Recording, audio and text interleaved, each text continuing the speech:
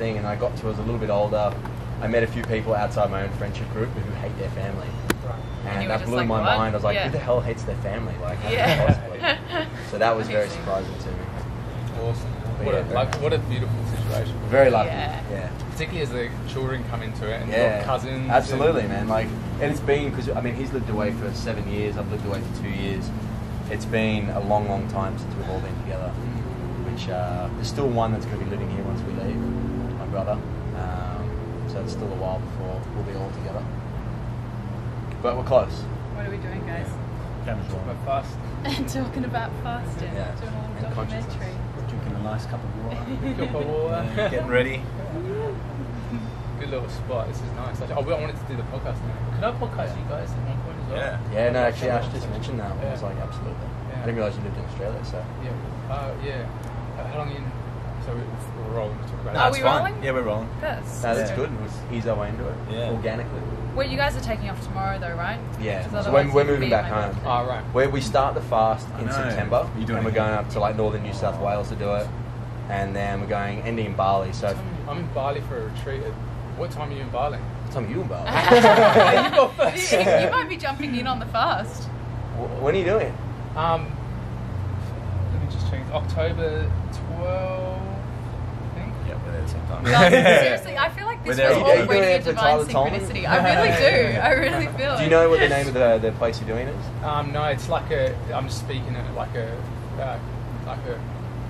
for people that are trying to take Eastern wisdom into Western industry. Okay. So just to talk. I don't know where it's Does Tyler usually have guest speakers? It might be because it's Angela that runs it. It's called the same people that did this other big thing. It's called Heal Thyself. The guy's name's Tyler Tolman. No, it's so not if that. hasn't It's not- popped in, it's not that. rung any bells, then No, it's no what bells. Yeah. It's But not we'll the be same there. place, but you're there at the same time. Yeah, we're going to be there. Yeah. That's kind of amazing. We're there for 3 days afterwards, Because- where we're just chilling. So. motherfuckers! But City and Sax invited me to go on part of the fast, right? Because you're having people doing that, aren't you, or not? We've got We've invited We're going to invite his mate who's got Yeah, leukemia. my wedded buddy's got leukemia. We're going to invite him Yeah. to juice fast. Yeah. He's not the healthiest person in the world. If you're watching, Oliver, I take that back. You know the truth. No, it's good. Yeah. He's not healthy. He doesn't So watch he's his incredibly stuff. unhealthy. He looks like shit. I'm just kidding. No, he definitely, I think, could change his lifestyle a little bit. So I think a water fast would probably be a little bit extreme. But I'm hoping to maybe convince him to come on the juice fast, even just for like a week, which I think would make a massive difference to his. So you're doing juice and then into water? No, so we're doing water first for 20 days, and then juice for 20. What's your sound? Do you record your iPhone sound? Yeah. Is that what you normally do? Well, I just did a little test run. It It sounds alright. Is Yeah, it? I don't know a lot about it, but the sound sounds You see, alright. he's- I usually a pro. iPhones are really good for sound if you haven't got anything else, yeah. but just putting one in the middle captures everyone. It'll be much better. On like, And do it on voice record? Yeah, just on voice record. I can do it on mine and AirDrop. Yeah. And you can always sync it back up. Yeah. Smart. See, this is why. Yeah, I know. Yeah. You don't need to, but like it will sound better. Yeah. So you're going to do it and then just you'll send it to I just AirDrop it after, yeah. Perfect. Unless it looks ugly, I can put it right there. Perfect. Yeah, cool. Yeah, amazing. I used to have people who know what they're doing. Jez is very professional. We rocked up this morning. He's got his speakers and double cameras. Not speakers. Oh, the microphone. Oh, microphones. Yeah. Oh, sorry. The 2 mics. Yeah, there is no speakers. Yeah. But 2 You cameras, guys every have the angle. speakers. Yeah, exactly. That's true. Yeah. Do we have to intro it, or we just kind of just keep rolling? Oh, I don't know. no. Because we were thinking like, Where's it sitting in this narrative?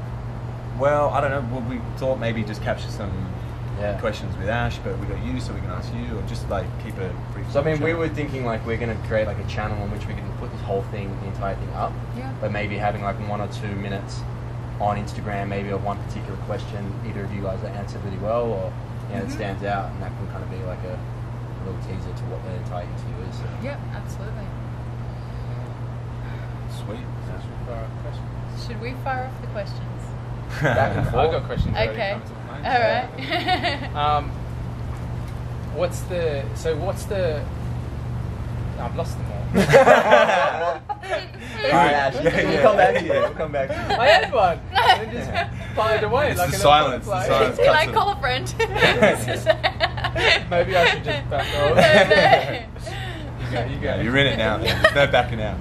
I didn't have one. Like I did have one, but then I wanted to just arrive at it. Well, you said yourself you've done some intermittent fasting. Yeah, I've done a bit, and I've noticed a difference. And I have without the coffee too. Like with the bulletproof, I noticed something, but without it, I noticed something as well. But mostly, like with what I've heard, and I don't know if I've heard the bit of science and then maybe with that brain going, what it felt like was the energy. It just dissolved, like it's like in Vedic philosophy, the destruction operator comes in and dissolves irrelevancies or patterns that aren't serving you. And I know it scientifically does that for your immune system. It burns up the, and I'm fascinated by it mainly because I know that it's been done for neons in all sorts of cultures. Yes. And I kind of just want, I'm most curious about the latest science around it and proving these old traditions right. Yes, totally. The science? No, so We're more about like practical. Well, no, but maybe not a little bit. About science. Okay. Have you ever heard of the process of autophagy? No. So it's a process which can only kind of be undergone in an extended state of fasting, where the body seeks out damaged cells that need to be either replenished, replaced, or just have work done to them. So it'll take out all that toxic waste, send it out through like the lymphatic system, send it out through the body, and then replace it, essentially rejuvenating and revitalizing. Right. So that's what happens through intermittent fasting, and that gets that done. happens more in extended fasting. But I mean to a degree that gets done through intermittent fasting. But like that's why if you were to do an extended fast, it would be done to a higher level. But I think through intermittent fasting as well, you have a small kind of snippet of that. I think like for me, the simplest way to put intermittent fasting is like it's getting rid of yesterday's rubbish. Because if you do it every day, it's like a small little detox. And if you break your fast at midday, then you're spending, say, 4 or 5 hours in the morning when you wake up, as well as like the 3 hours from when your body's finished digesting food, which is normally about sort of 3-4 a.m. And then you're spending all that time getting rid of yesterday's stuff. Like you said, your lymphatic system starts up-regulating, and you just start cleaning the house. Mm-hmm. So if you do that every day, then you're chipping away a little bit. So it's like we call it the 3 processes of fasting, or the 3 levels: fast, faster, and fastest. Yeah. Which actually we didn't come up with. So cheers, fella. Everything we say, we've learned from people. As my old Yeah. training coach, we stand on the shoulders of greater men. Which it's the best place to stand. Exactly. Yeah. So that's like our version of fast. And then if you want to take it the next level, you go into, say, like a juice fast, or you can push the intermittent fasting to, say, the end of the day. And if you want to go fastest and you really want to push the boundaries, you can do something like a water fast. And the body's completely inhibited, or it has no inhibitor. It's like completely, Yeah, well, that's when your body is going to do its biggest work. You're going to get the best result. How do you know the variation? And I suppose it's obviously listening to your body, but like, what indicators tell you how much, when to dial it back? Yeah. Because like, obviously, if I fast every day, I'm probably going to just disintegrate. It's not a sustainable thing. You certainly can't do it for although there is the longest recorded fast. The guy did it for over a year. Wow. He fasted on nothing but water for over a year. He was like 500 pounds to begin with, and he got down to 185, and he sustained that weight as well. Well, there's people in India that just don't eat. Like breatharians or sun gazing and things like that. Like if you can get your nutrients off nature. Yeah. Right. And I think it's what we were sort of talking about before, but I believe you have to believe it. Yeah. To really to open your body up for your body to really thrive off it. Because if you're in massive resistance to it and like feeling like, oh my god, I might die, like the chances are that your body's having a reaction to that. So the big part of that I love about fasting is really the spiritual experience, or I guess the relationship to yourself through the whole process. Because as you're going through all of those different changes and what can pop up in that, and for me personally, I know that I have noticed I eat out of a reaction often. Like if emotionally. Like that's the extreme of it. But sometimes if I'm just feeling stressed, well, sometimes it actually just helps. It's like a cuddle. Like if you're not going to get it from where else, let me have it in a bowl of pasta. But I think, and that's like consciously choosing, almost like what we were talking about before. But I think there's a beauty in stripping back our comforts to really experience what is felt underneath. And from what's really truly felt, I think that's where the true spiritual growth or lessons, and like it's not just suppressing with food or reacting and not facing what you're actually really experiencing. Yeah. And I think there's so much beauty in that. Yeah, it really is about like turning up, because it forces you to. It like creates this space where you don't have the option for food or all of these comforts. So all of a sudden, you know, you're in deeper thought. I found myself, even when intermittent fast, but certainly when I was water fasting, I had all of this time. I was sleeping like 5 hours, and I kind of cut myself off a little bit. I was staying in an Airbnb in Guadalajara by myself, and I just would like spend a lot of the day like thinking, and I wouldn't have called myself like a deep thinker before then, but fasting put me in a place where I was like really starting to question a lot of things, and just having a lot of realizations about, you know, myself, particularly myself. It was a massive like emotional growth spurt. And why do you think that is?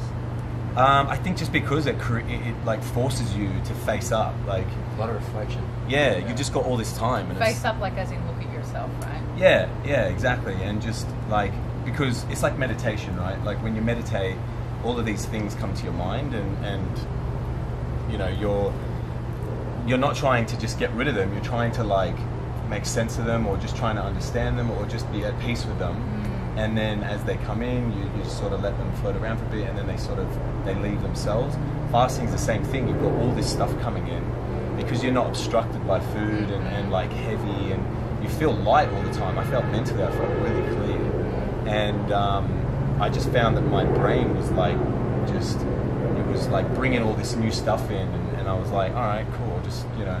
So yeah, I found that I got out of that, and I was like, I had a totally new like strength and resolve in my own ability. But yeah, and I also just had like this whole new respect for like my body and like what my body could do, because I had, you know, I hadn't eaten in like 10, 11 days, and I had like a lot of this plaque started to come out. Wow. And yeah, so it's like this stuff that builds up. Yeah, That's the build-up of stuff. And so that's crazy. That's a little bit more of the sciencey stuff behind it. Like, there's a build-up of what's called plaque. It's like mucus your body produces to kind of grease the walls of your colon to help things pass through. Wow. But if you don't eat a healthy diet, which will then pass that mucus through, that will harden and turn into plaque around the outside of your colon. Which, like, you can imagine you got a colon like this, lots of plaque, suddenly it comes that. Oh, wow. Things become a lot harder. And it blocks to up pass the through. walls from being able to absorb. Exactly. Yeah. That's Yeah, it. of course. So it's like, it's a double-edged sword. And you physically saw that come out? yeah. So It it parts can't. parasites as well. I had worms coming Wow! out Oh my god! So I had- Apparently This is everyone has hectic them. stuff. Apparently Yeah. everyone Yeah. has them though. Oh, That's yeah. it's scary Yeah. to think You're like, about. oh, of yeah. me. No, seriously, it's. I imagine that would be very gratifying to just look down and be like, yes, that's what I've been No, looking so for. it was on day 10, and it was the hardest moment of my fast, because for whatever reason I was just like, oh my god, I'm struggling, and I was like, all right, that's it, I'm breaking the fast. Wow. I actually was like googling like places to go and get food, but it was too late, everything was closed. So I was like, all right, I'll wait for the morning. Woke up in the morning, I was like, all right, I'm just gonna do an enema, see if I feel better. I did an enema, and like a massive like 6-inch plus worm came out. And I swear to God, Still alive? nah, I was dead. Oh my god! I kept it. Did you really? I carry it with me Did you everywhere. decide Loads of fun. I was like picking it up, going, like feeling it, everything. No way. Oh, mate, fuck. Yeah. You Wow, would be. how Imagine your curiosity be like, satisfying, that's been living inside me, That is feeding off me. crazy. But you know, the crazy thing is, I instantly felt better. Yeah. I immediately felt better, wow. and I was like, brand new, I'm back. Wow. So if it wasn't for that, and so I had these Wow. little breakthroughs where I was like, all right, parasites clearly like causing you to, you know, go through stuff, mental. You know, that having an effect on what you're Yeah, thinking, like I'm going to yeah, break this, yeah, this exactly. is messed up, I So, can't do this anymore, yeah. and yeah. So getting rid of that was a big one. How the fuck do they get in there? Oh, food. Yeah. Because they grow in your stomach, right? Yeah, exactly. They usually It's will just come like in a a very, tiny very little tiny, thing. minuscule form. Apparently, But then they'll honestly, feed on we you and all just have get bigger, them. lay eggs. Oh, It's a vicious cycle. Yeah. We're going to collect all of that as well from the fast. Mate, we can Start a take worm it farm. Oh, it's so gross. We actually, so we're going to, I mean, we probably actually will do that. At least take photos. Yeah. But because it's important for people to see that No, stuff, you've got to you know, have it yeah. on camera. Yeah. That's Yeah. the whole point. Yeah, absolutely. But then another thing we're going to do is the first like piss of the day, you do it in a jar. And urination, Are you maybe. going to drink it? We're all friends. You're going to drink it? Yeah, we're going to drink it. No, is that a thing? No, that's a real I know thing. that's a thing. Yeah, I've heard people say that. We're not going to drink it. Okay. But, Well, once your body's pure enough, apparently we lose a lot of minerals in the first sort of couple of seconds of our stream of wee. Yeah. And people believe to but replenish also, by drinking do their we not? urine. I mean, I know we do. We pass a lot of our waste in our wee. Yeah. You know, we pass a lot of waste in our wee. So wouldn't that be re-drinking all that toxic stuff? Yeah, you would think so, and that's what I've always thought the purpose of it is. But there's belief systems around. No, absolutely. I mean, there's a few We've had people on our contacting us Instagram. about People have been saying, like, "Have you ever tried a urine diet?" And they're like, they swear by it. And people have got dry fasting as well, which I've never done before. So no food, no water. These people do like 4 or 5 days, and that blows my mind because as far as I know, you can't go very long without water. So, but like again, there's other people who swear by it, say they've had like incredible results. So, when you did it, did you get headaches? Or what were the? No, I didn't get any headaches. No, like I think the only thing that I really struggled with was energy, physical energy. Like getting up out of bed was really hard. I found out that when you get up too quickly, I would get really dizzy. Yeah. You know, like next level dizzy, where you get those head spins that you think here it comes. Yeah, like, this one would come for like not 2 end. minutes. I'm like, Where's God, you get out the back of it, you're like, wow. Wow. So you learn like you can't move because your blood pressure's quite low. Yeah. Your heart rate's low. Everything slows right down. Your body's like conserving as much energy as possible, and it's putting all of its output into healing. It's so beautiful, and I can imagine It's slowing down that much. How in tune with nature you would be. That's why I'm saying really, it's such a deep meditative state because it's like everything slows down so much to the point where you just don't have a choice but to just be still and in the moment. So you're saying in the Egyptian cultures there was a rite of passage? Or there was. I think it was well known, well documented. Like, we mentioned Pythagoras was told he had to fast for 40 days. I don't know if that was necessarily something everybody did, or perhaps maybe just like the elite. But the ones that were on their path. So yeah, to speak. exactly. It was like If you wanted to become like a physician, you had to go through that process because they didn't believe until you did that you were pure enough of body and mind. It's very sad to think that in that culture was so well known, and yet in today's culture it's like considered to be witchcraft or it's considered which is to like be many of the teachings. Ridiculous. Anything that's not conventional and created in a lab, it's like you don't know what you're talking about. You're just you're a crazy person. And I think it really is about like simplifying. Like they were back in the day. All these ancient cultures were so in tune with nature. Absolutely. And Long nature lived. knows what to do. Yeah. Well, that's how they learn about fasting by observing animals. Oh, really? Because they would see that animals when they were sick or injured would just drink water, and they would wait until abstain from food. And their body would know. Yeah, they would know when it was time. Even like the ibis bird with the long black beak. Yes. The bin birds. Yeah, the bin birds from back home. Yeah. The bin birds. They're more exotic name. Yeah.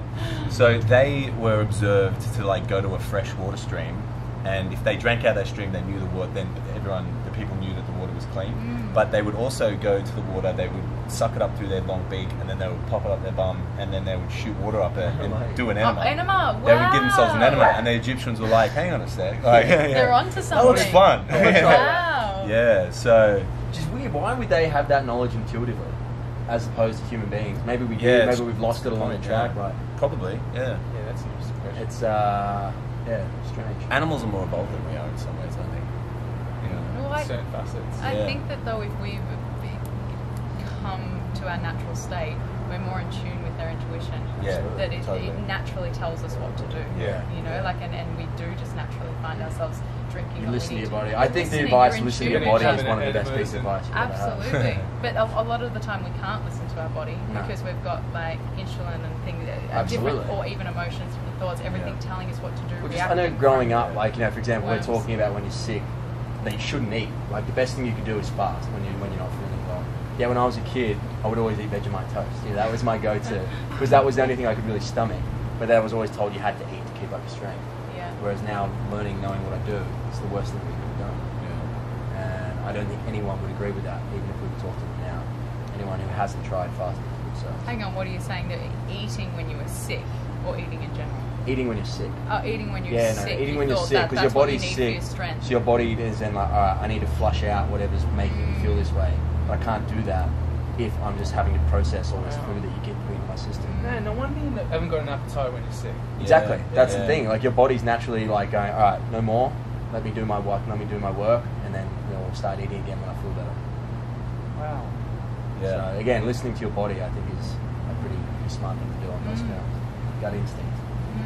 And then when you come back on, like, to eating food again, do you feel super like knowing just intuitively what's going to work for your constitution naturally? I just became a total food addict. I couldn't stop eating. It was bad actually. I think it's a mental thing more than anything. It's like you've been starved of it for so long. I put all this preparation into the water fast, and I didn't put any preparation into like eating food again. So I wasn't ready for what I was. My mind was gonna be like telling my body to do. You're not going to do that this time. Oh no. That's why the juice fast would be a nice like buffer back into it. And I think even then, like maybe a week or two after that, nothing but fruit. That's the plan. Because I've heard about fruit or juice fast, and it's like the sugar rush is a bit nasty, or you're not meant to. Juice fasting to me didn't sound that very good from people that were on it and what they report, and I'm like, that doesn't sound like your body's telling you this is a good thing. So my experience, I did a 7-day juice fast, and my energy levels were like optimal, if not better, than when I was eating food. Wow. I was able to work out most days, felt great. You know, I was working as a personal trainer, so I had to be like engaging with clients, which I didn't find hard at all. And like you can still have, like if you're not eating food, you can still have 2,500 calories worth of juice, which is like, that's a shitload. So you can still have your fill, and you can still have enough to feel energized. So. But it's half vegetable as well, or is it? I was doing probably 60-70% fruit with 30% vegetables. Wow, really? Yeah. And you can do. The sugar was. I think you can do just fruit. I mean, there's definitely like a belief system out there that says fruit is bad for you, sugar's bad for you and stuff. But having done it myself, and you know, guys like Joe Cross, who we spoke to, you know, they'll talk about how when you juice anything, any fruit or vegetable, all you're doing is removing the nutrition. Well, you're removing the fiber, but and to absorb the nutrition that you would absorb anyway, and it goes straight into your bloodstream. But it's still nutrition. Like, it's not sugar in the sense that it's not a man-made sugar. You know, if you like, it's natural. Yeah, if you were to like drink vitamins and minerals. it energizes your body. So it's. Yeah, I think you could do it. There are people who thrive on just fruit and, you know, fruit sugars.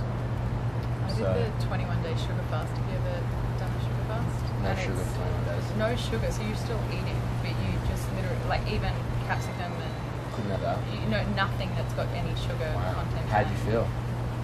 The first couple of days was like, honestly, like a real detox. Yeah. Like I felt really drained.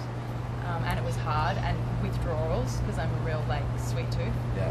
And then it was, I mean, it's 21 days, so 3.5 weeks, is it? Or no, 3 weeks exactly. 3 weeks, But by the end of it, absolutely amazing. Yeah. And I think what they talk about in that fast is that a lot of people, most people have candida of some sort. Yeah. And so I knew that I was doing a lot of juice fasts up until that point, before I'd done the 21-day sugar thing, and nothing would really work. My stomach was still bloated, I wouldn't feel great, I'd still feel lethargic. Like something wasn't working with the juice fasting, and I think a lot of it was because of the sugar content. But actually detoxing the body of sugar, and then being able to, like, I could really be in tune with, talking about being in tune with the body. Like after that 21 days, it wasn't a craving. I didn't have cravings for anything. It was more so like a necessity, and I knew how to fuel my body based off what it needed, opposed to what I just wanted. And I think that sugar plays a massive part in that, because there's no spike in any vigilant, and it was really getting rid of the candida, which apparently, like, our gut as our second brain, right? It's like literally telling us everything. Yeah. And with any sort of candida or things like that going on in there, it's messing up everything. So I wasn't sure what I wanted in my life, what was true for me, what foods were good for me. Like, I think that everything, if that's not functioning, then... How long were the juice fasts you were doing before you did the 21 day? I would do them sometimes 3 days, 7. I also did the master cleanse for 10. That was the cayenne pepper one? The cayenne pepper, which it has the lemon and a little bit of maple syrup. Yeah. That was the closest thing to, I guess, a water fast that I'd ever done. I was doing a lot of hot yoga at the time. And for me, the most powerful aspect of that was my experience of God, so to speak. Yeah. Like I just felt so almost see-through, if that makes sense. Like so just translucent. Like because there's no, there was nothing really earthing me. Like sometimes if I'm a bit anxious and things like that, I think, oh God, I've got to eat. Like it's a natural reaction just to like calm and ground myself and be in the body. And there was nothing to pull me back down to earth. And I just felt that it was this beautiful experience of the ethereal, not so much the material. And I was very in tune with, it felt like I was of nature. Did like you have literally. those moments of anxiety and stuff in that 10 days? Like what you said, you usually would eat to bring yourself I back felt down. very ungrounded, and there was a lot of brilliance coming through, like as in lots of... Don't mind if you do say so. No, like divine brilliance. It wasn't of mine. Like you were talking about the thoughts and things that come through, but I had such amazing thoughts and realizations, and it felt like almost like, oh my God, what do I do with all of this? And there was just so much, and you actually can't sleep as much. I heard you say only 5 hours sleep, but I noticed you that don't need to. You just don't need to. You go to bed later and wake up earlier. Yeah, maybe you don't need as much, but I also couldn't sleep as much because it's that same grounding energy. Right. You know, like often if there's nothing, like you spoke when you got here, had eaten and you felt lethargic. There's none of that for like day after day. So you just sort of like, and you wake up and you're so awake, and you're almost like witnessing yourself sleeping. Like there's a part of you that's so awake when you don't have that grounded food in you. And the experience of really, like we were speaking about before, like not being able to react or cover anything. It was such a raw experience of the self. And I kind of guess I realized how much I just eat out of habit, that it's not even necessary. When your body's asking for it. Yeah, it's like we actually don't need that much. And the beauty in that realization is like we constantly think we need so much in this world. Like we're always thinking we need this, need that to survive, and the next best thing and the thing to make me feel good. And that is like so reflective in our food. Like, and I really realized, like, oh my goodness, I actually don't need as much as I think I do at all. Like, but not just with food, but with everything. Like I don't need as much sleep. I don't need as much consumption in all areas of my life to have the experience of just being alive and everything to function, and I guess a real fulfillment in simplicity. Are you religious? I noticed you're wearing a cross around your neck. I'm not religious, so to speak. We actually just did an amazing podcast on all of this, so it wasn't... If you guys are interested in talking about it again, I would love to hear it.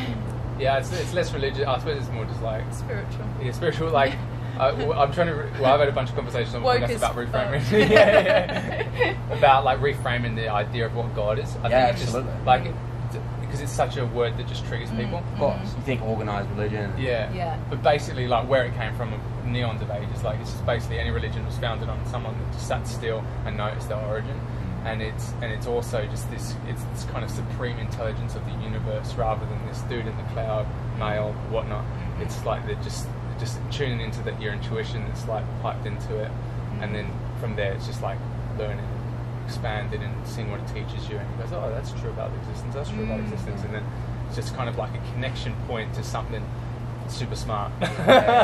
Something other than the self, like other than Cinny and Sax. It's like, oh, there's something else operating here, and just an experience of that, which I think is the whole point in the beauty of fasting, is that you inevitably have more of an experience of that. Like it's undeniable. And something like you see the bigger picture, like. Well, you transcend your localized self. You transcend your habits and your conditioning and your emotions. Yes. You kind of let go of them, and they kind of fall off you as your body parts actually fall off you. I remember going for a phase once where my body just started getting skinnier and skinnier, and I just wasn't hungry. My body was basically saying it was removing old pain patterns, removing physical energy, eating itself up. And it was like my body just basically saying, I need to. If you want to remove these habits, you got to just physically get rid of it, shed it. Shed it. And that was fascinating. Well, that's all the stuff that you've like built on over the years. Like you've literally like created this body with your thoughts, the food that you eat, and it's like you're just peeling all that back when you fast. And every 7 years, it's like recreating stuff, right? Yes. Isn't that crazy? That we're not the same. What's the bones, I think, are the slowest to regenerate, but I think they last. But you're right when you say 7 years. But we're not the same body as 7 years ago. Yeah. Like it's completely like it's a different regenerated. physical body.